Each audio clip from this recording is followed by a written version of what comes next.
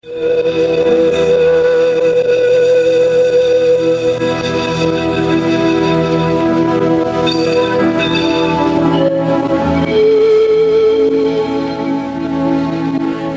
horário, a emissora da Fraternidade Rádio Rio de Janeiro oferta ao seu coração mais um programa Culto Cristão no Ar. Participe conosco.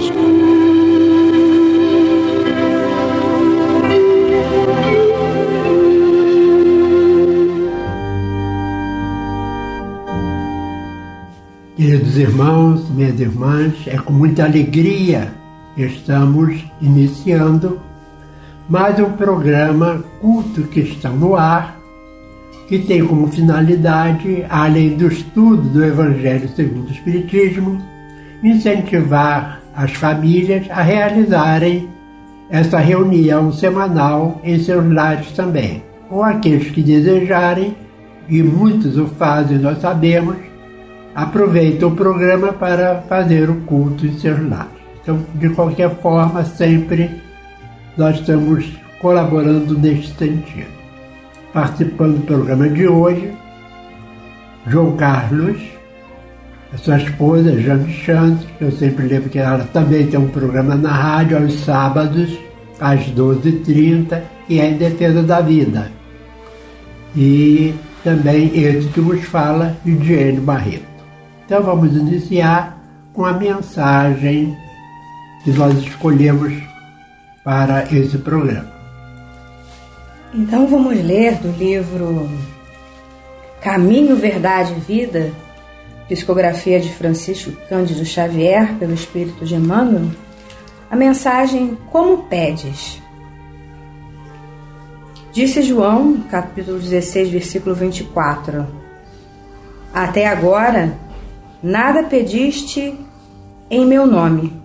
Pedi e recebereis, para que o vosso gozo se cumpra. Jesus. Em muitos recantos encontramos criaturas desencantadas da oração. Não prometeu Jesus a resposta do céu aos que pedissem no seu nome? Muitos corações permanecem desalentados, porque a morte lhes roubou um ente amigo, porque desastres imprevistos lhes surgiram na estrada comum.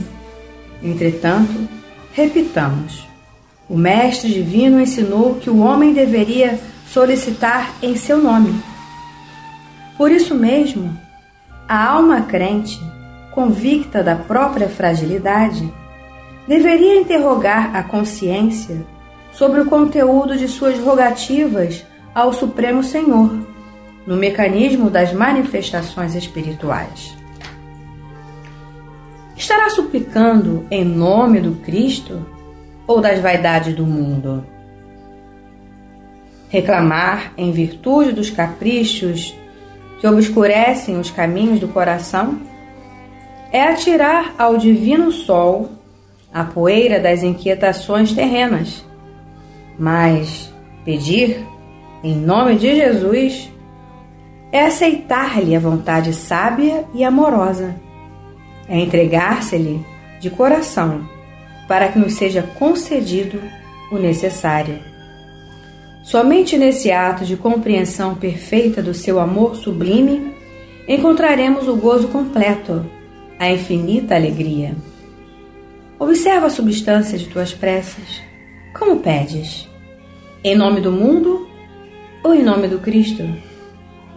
Os que se revelam desanimados com a oração confessam a infantilidade de suas rogativas. Graças a Jesus, divino amável Mestre, aqui estamos reunidos em teu nome, para te agradecer primeiramente a oportunidade que tu nos dás de falar do teu Evangelho a tantos os lares que estão sintonizados conosco nesse instante. Abençoa, Senhor, todos esses lares, as pessoas que ali convivem, mas também te pedimos, Senhor, pelos mais idosos, pelos enfermos e aqueles que se afastaram do teu Evangelho. Obrigado, Senhor, por tudo. e permita que em teu nome, em nome de tudo bem, possamos, acima de tudo, em nome de Deus, darmos por iniciado o programa desta noite. E nós estamos ainda no capítulo 28 do Evangelho segundo o Espiritismo, que é a coletânea de preces espíritas, e estamos fazendo um estudo mais aprofundado da oração dominical, que é o nosso conhecido Pai Nosso, dada a importância que cada frase do Pai Nosso tem em termos de ensinamentos. Na semana passada, por exemplo, nós vimos a questão do pão nosso de cada dia, a importância do trabalho nas nossas vidas, né, para conseguir esse pão, a importância do sustento material. E hoje vamos falar de perdão, um assunto de suma importância, né? É uma das 3 virtudes que compõem a caridade, segundo entendia Jesus: benevolência, indulgência e perdão. E ele incluiu lá na sua oração dominical a importância do perdão quando diz: perdoa as nossas dívidas como perdoamos aos que nos devem, ou, de outra forma, perdoa as nossas ofensas como perdoamos aos que nos ofenderam. Então ele coloca aqui uma lei de reciprocidade, né? A gente deve se fazer merecedor do perdão à medida que nós também buscamos exercitar o perdão, né? Lembrando só que o perdão, segundo Emmanuel, numa mensagem dele, que foi inclusive usada pela União Municipal Espírita de Nilópolis, na década de 80, quando nós desenvolvemos uma campanha chamada Campanha da Não Violência, que é a crise, a Emmanuel chama o perdão de uma estranha crise, né? Quer dizer, crise mesmo porque falta, né, no coração da maioria das pessoas desenvolver essa virtude que é tão importante, né? E aí vamos ver o que comenta Kardec a respeito dessa frase da oração dominical. Cada uma das nossas infrações às tuas leis, Senhor. Então ele está dirigindo as palavras, o Kardec está dirigindo as próprias palavras a Deus, como se fosse uma continuação da prece. Cada uma das nossas infrações às tuas leis, Senhor, é uma ofensa que te fazemos e uma dívida que contraímos e que cedo ou tarde teremos que saldar. Então está dizendo aqui que a lei de Deus, ela existe desde sempre, nos mostrando o que é certo e o que é errado. Então todas as vezes que nós fugimos da lei de Deus, nós temos que retornar a ela, é o recuperar da dívida. E continua: rogamos-te que nos perdoes pela sua infinita misericórdia, sob a promessa que te fazemos de empregarmos os maiores esforços para não contrair outras. Então aqui ainda está falando da nossa relação com Deus, né? A gente pede que Deus perdoe os nossos erros, os nossos deslizes, mas também nos comprometemos a não contrair novas dívidas, né? Porque não basta a gente pedir perdão a Deus e continuar cometendo o mesmo erro. É uma hipocrisia nossa, né? Ou uma infantilidade. A gente achar que simplesmente pode continuar errando e que Deus vai estar sempre nos perdoando. O que Ele quer de nós é realmente que a gente aprenda o correto e faça o correto. Nesse sentido, né, existe uma palavrinha que são só 2 letras, né, que muda muita coisa, é o C, né? Então, Deus perdoa as nossas dívidas se nós aprendermos também a perdoar. Nos comprometermos, né, a não cometer o mesmo erro, pelo menos, né? Outros erros a gente ainda está sujeito de cometer, mas pelo menos o mesmo erro a gente tem que evitar. Exatamente, né? Existe até aquele ditado popular, né? Errar é humano, persistir no erro é burrice, né? A gente, quando descobre que uma coisa está errada, não tem como continuar cometendo. Se isso não acontece, por certo, vai voltar para reparar, né? E quando a gente não faz no devido tempo, no devido momento, como a Jane lembrou, o reencontro vai ser sempre em situações mais difíceis, né? Então, até por sabedoria, vamos perdoar no momento em que fomos ofendidos. E se até a gente não conseguir perdoar bem, aquele perdão verdadeiro, ao menos não guardemos rancor da pessoa, né? Porque isso já é um passo. Uhum. Tu nos impusestes, por lei expressa, a caridade. Mas a caridade não consiste apenas em assistirmos aos nossos semelhantes em suas necessidades. Também consiste no esquecimento e no perdão das ofensas. Com que direito reclamaríamos a tua indulgência se dela não usássemos para com aqueles que nos hão dado motivo de queixa? Essa palavra indulgência me lembra o César Reis, né? Ele diz que ser indulgente vem de adoçar, né? Então é para que a gente procure se adoçar por dentro, né? Para que a gente possa perdoar. Porque, assim, como fala, é uma caridade, né? Mas a gente sabe que não é fácil. As palavras, né? É fácil grafar umas palavras no papel, é muito fácil. Mas exercitar não é tão fácil assim. E nós sabemos que fora da caridade não há salvação. Então é necessário que a gente comece a se adoçar por dentro. Não vai ser muito fácil, mas vai colocando dosezinhas pequenas de açúcar naquela dívida que a gente tem para com o que o outro tem para conosco, ou que nós temos para com a outra pessoa, né? Não sabemos o que fizemos em outras encarnações, mas vamos procurando nos adoçar por dentro para poder, se não for possível perdoar totalmente, mas já começar a emitir uma oração para que se dê aquela aproximação. E aí vai paulatinamente se adoçando cada vez mais, até ser possível a convivência no mesmo espaço. Até quem sabe um dia, né, ser propício um abraço. Exatamente. E o perdão total. A gente precisa fazer para com o próximo aquilo que nós gostaríamos que o próximo fizesse a nós. E lembrarmos sempre do passado, né? Que a gente não está esquecido na nossa mente, mas que pode ter ocorrido e a oportunidade de reparar falhas ocorridas em épocas anteriores. Aí continua Allan Kardec no seu comentário. Concede-nos, ó meu Deus, forças para apagar de nossa alma todo sentimento, todo ódio e todo rancor. Faze que a morte não nos surpreenda, guardando nós no coração desejos de vingança. Se te aprouver, tirar-nos hoje mesmo deste mundo. Faze que nós possamos apresentar diante de ti, puro de toda animosidade. A exemplo do Cristo, os últimos pensamentos foram em prol dos seus algozes. Aqui Kardec termina lembrando que quando crucificado, antes de entregar sua alma ao Pai, ele diz, Pai, perdoa-lhes porque não sabem o que fazem.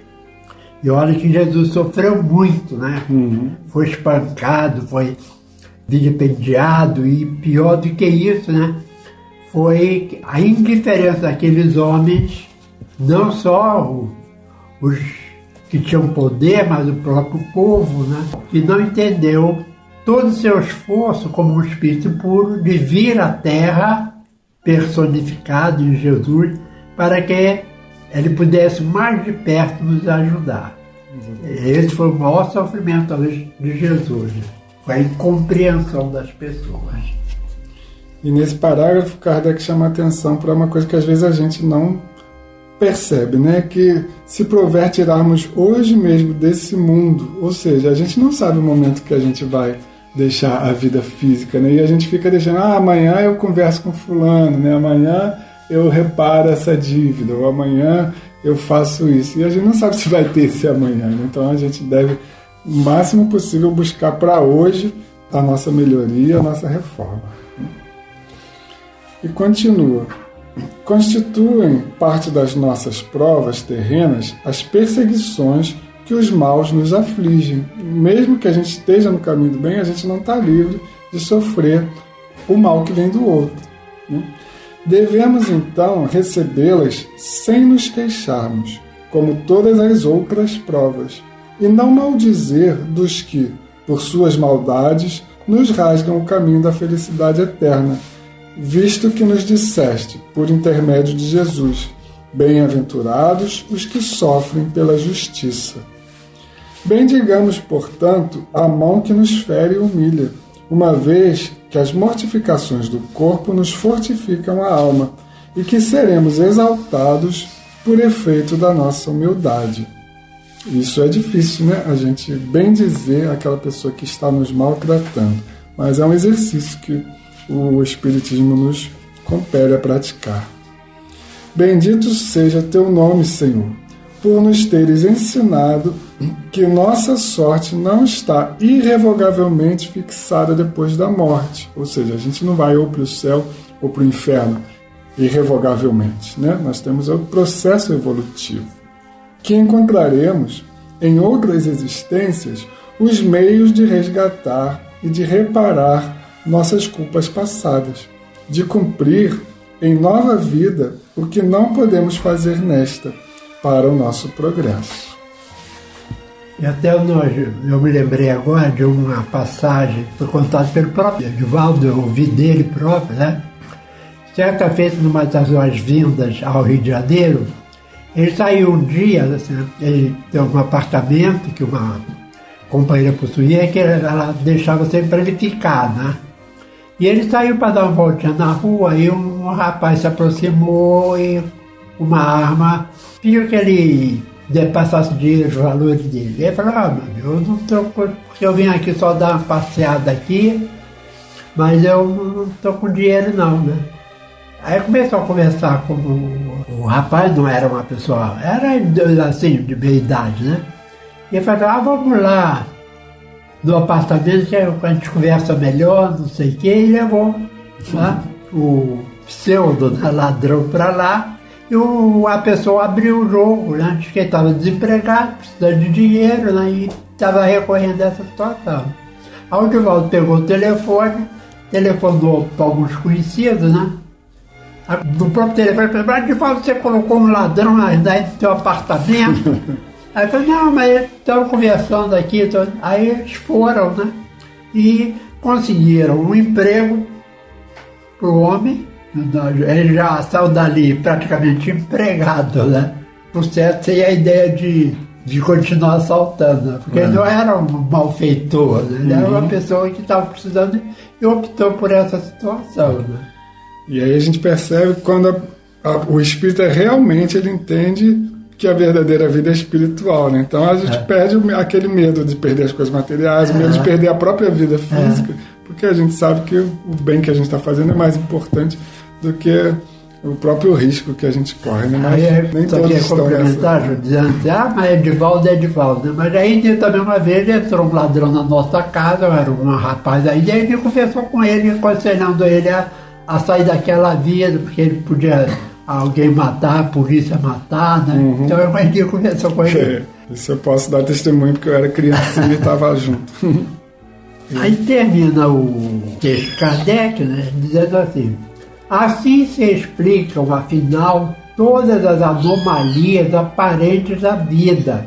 São aparentes, não coisa fato, realidade, coisa que tem que acontecer, são coisas aparentes. É a luz que se projeta sobre o nosso passado e o nosso futuro, sinal evidente da tua justiça soberana e da tua infinita bondade. Então lembremos, né, que Deus é de infinita bondade. Em momento nenhum ele deseja o mal para as suas criaturas. O mal está na própria pessoa, no próprio homem, não coisa de Deus. Então está aí para a gente a importância do perdão em nossas vidas, né? Esse exercício que a gente tem de buscar fazer.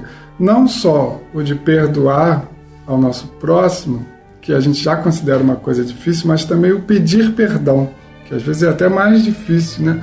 Porque a gente reconheceu o nosso próprio erro e se humilhar, de certa forma, né?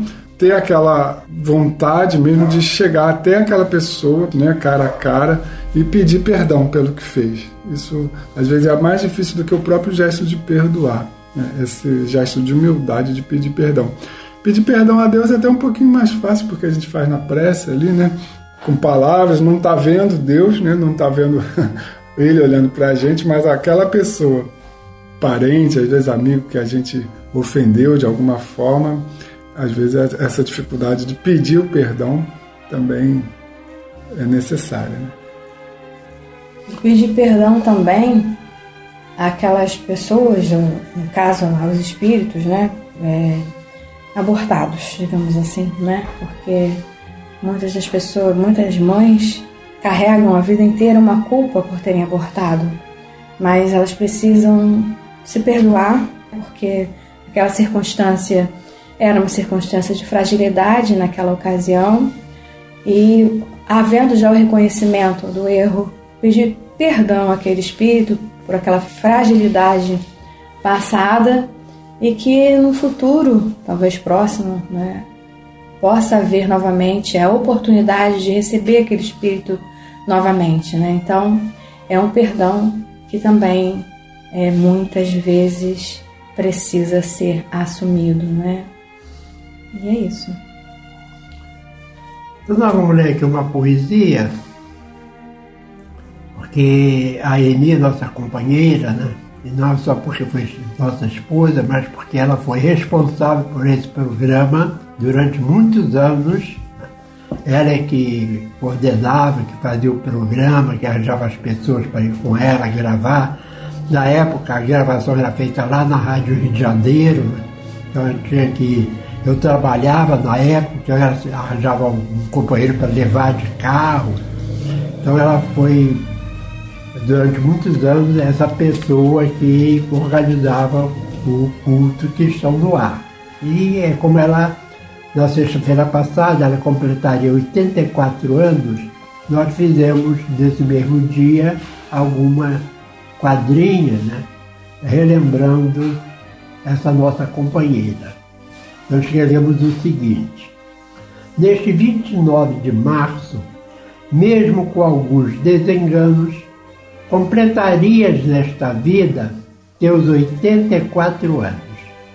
Mas o Pai assim quis, mesmo aqui sendo querida, que o teu aniversário fosse do outro lado da vida, pois lá também estão alguns amores teus, e agora com você estão juntinhos de Deus. E os que aqui ficaram, no rol de tua amizade, na mente só lembranças, no coração a saudade. Tristezas não existem, cada um está contente, pois em prece te damos nosso amor como presente. E assim, Senhor, nesse momento final do nosso culto de hoje, te agradecemos de coração a convivência com essa pessoa tão querida, que tantos aqui devem lembrar, minha mãe, Eni, possa receber o nosso carinho, nossa gratidão por todo o empenho que teve ao trabalho do bem, ao movimento espírita, à Rádio Rio de Janeiro, ao trabalho com os mais carentes, que tantos anos desempenhou também, na educação, na alfabetização, tantas coisas boas que deixou na sua passagem. Que Eni receba nosso carinho, nosso afeto, como todos os outros que passaram por esse programa, alguns também já do outro lado, na vida verdadeira. Agradecemos a cada ouvinte que nos acompanha, agradecemos essa rádio e pedimos que possamos estar juntos, enquanto Deus nos permitir. Que assim seja.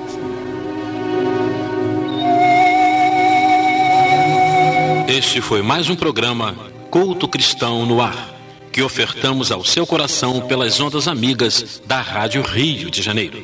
Volte a estar conosco na próxima segunda-feira, nesse mesmo horário.